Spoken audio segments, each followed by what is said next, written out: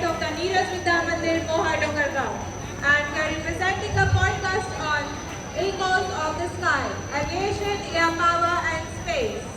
Good morning, listeners. Welcome back to Echoes of the Sky, the podcast which chases the cloud, breaks the sound barrier, and touches the star.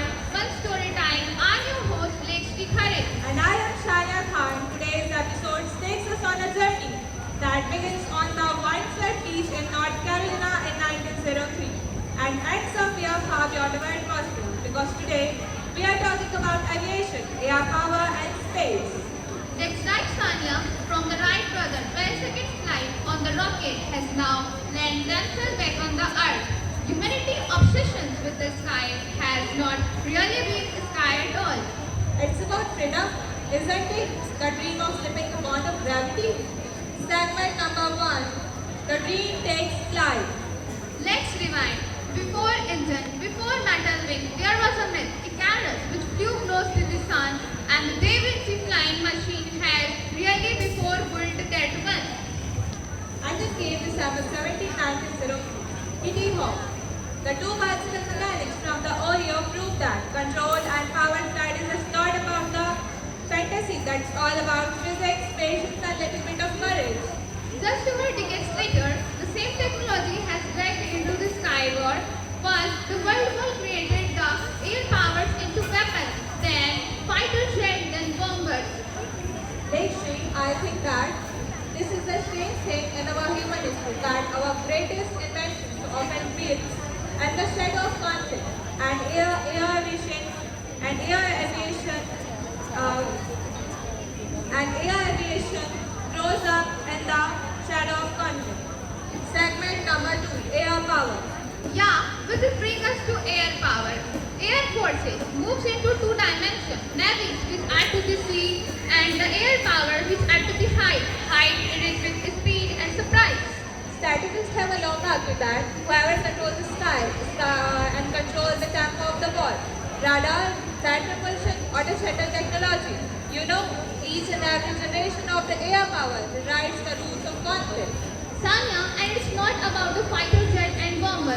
It is about the modern equipment like satellite, drones, and cyberlink command system which our air force has used. Yes, I know, it is a chase book where the piece now moves with the speed of sound. The battle are as much about the information as they're about the firepower. Yeah, which makes us wonder that as our air power has become more advanced, that is harm to the world or it would be raised to conflict between them.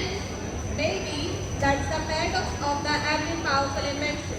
It can be defended or it can be destroyed. That's all the thing depending on the hands of the guy who guides it. Segment number 3, the space age. Let's go higher, past the cloud, past the atmosphere into the space. And the space age are begin as an extension of that same instinct. Nation racing is just not about the scientific glory, that's all about the strategic high ground. And the air power matures in the guarded skies before it even carried a single passenger. Yeah, and its rivalry comes that unexpected unifying the satellite which guides our compute, GPS system and the other cyber system that introduce how our air force is.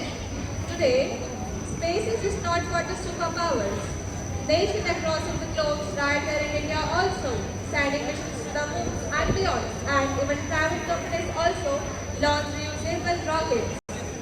Sanya, every generation asks the same question that what Wright brothers have been asked in 1903, how far can we go? So where the believers, planes that fly without pilots?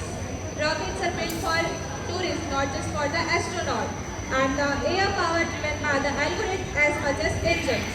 It is the sky, more crowded, more contested, more incredible than what Wright brothers have ever imagined. And maybe that's the real story of aviation, air power and space. Not the machine themselves, but the every human urge behind them and the refusal to accept that the sky is the limit. Because we have looked up and said impossible, but someone somewhere have doing and building that impossible. Closing. So that's our journey for today from the beach in the Kitty Hawk to the edges of the exosphere. Thank you, tuning to Echoes of the Sky. I am Rekha. And I am Shania. Until the next time, please keep your eyes on the horizon.